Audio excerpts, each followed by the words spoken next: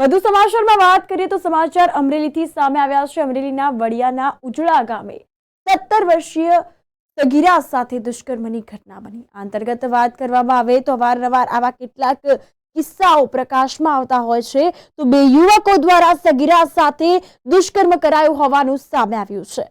લાકડા કાપવાના બહાને સગીરા સાથે ગુજાર્યું છે દુષ્કર્મ અને વડિયા પોલીસ મથકમાં બે શખ્સો સામે દુષ્કર્મનો ગુનો નોંધાયો। તો આ અંતર્ગત દુષ્કર્મ ગુજારનાર એક આરોપીએ લીલિયા રેલવે ટ્રેક પર આપઘાત કર્યો છે। તો દુષ્કર્મના આરોપીને લાગી આવતા આપઘાત કર્યો હોવાનું સામે આવ્યું છે।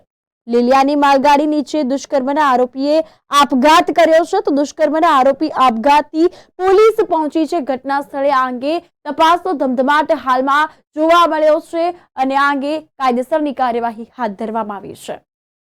વડિયા પોસ્ટે વિસ્તારમાં એક સગીર વયની દીકરી સાથે દુષ્કર્મ અને પોક્સો લગતની ફરિયાદ નોંધાઈ હતી, જે તારીખ 7ના રોજ નોંધવામાં આવી હતી।